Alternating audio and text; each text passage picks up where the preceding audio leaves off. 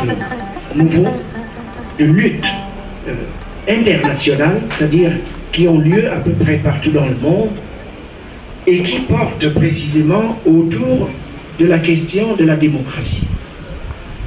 Mais des luttes qui reformulent la question de la démocratie en termes du commun, de ce qui est en commun, de ce qui met ensemble des parts que autrement on considérerait comme séparées. À une époque où effectivement l'orthodoxie, la norme que l'on s'efforce de nous imposer est la norme du privé, de l'individu. Et je pense donc que cette question du vivre ensemble, elle est la question centrale de notre temps. Le partage est effectivement le lieu ou la relation qui fait de nous des êtres humains. Et que il en découle l'obligation de sanctuariser la relation humaine, ou disons ce qu'elle a de partage, que cela constitue peut-être l'utopie autour de laquelle il nous faut réfléchir de manière neuve. Avec ce que le chômage de masse implique, notamment pour la moitié, disons la plus grande partie des chômeurs qui sont des jeunes gens. C'est-à-dire la perte d'estime, l'incapacité de pourvoir à la reproduction de leur famille, la honte qui accompagne et l'absence de dignité qui accompagne tout cela. Et le calvaire au quotidien qui consiste à réunir les moyens, disons, de continuer de vivre du jour au lendemain. Premier principe, l'éthique de la mesure. L'éthique de la mesure dans notre relation, je veux dire la relation entre les personnes humaines d'un côté, la nature de l'autre, et enfin le monde animal. Et pour nous autres Africains,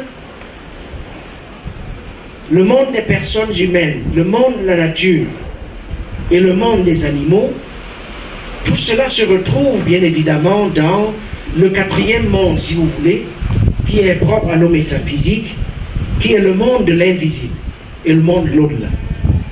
Parce que l'Afrique a beau se, entre guillemets, moderniser, notre conception du monde que nous avons hérité de nos traditions continue d'inclure une partie de l'univers qui n'est pas immédiatement visible, qui est dans l'au-delà et avec lequel on communique si on veut être une personne humaine intégrale. Donc, éthique de la mesure, changer les manières de calculer, de compter, ajouter un supplément à la raison purement statistique. Deuxième principe, l'éthique de la valeur, dans la mesure où on nous dit qu'il y a tellement de choses aujourd'hui qui sont sans valeur qu'il faut couper.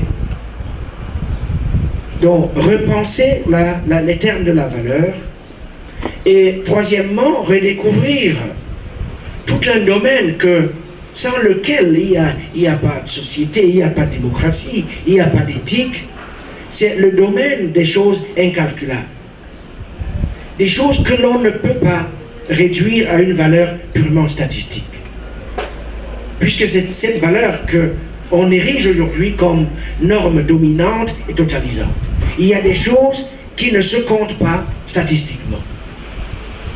Donc, les choses qui ne se comptent pas statistiquement, parce qu'ils sont sans prix.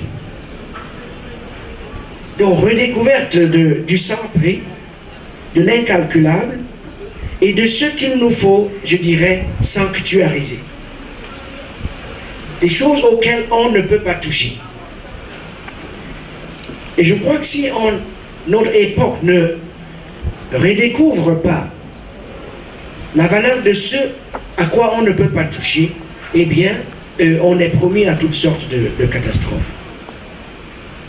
Alors, je termine. c'est quoi le rôle de la critique culturelle, de la création culturelle dans les communautés humaines actuelles à reconstituer des réserves de vie. Je m'arrête là.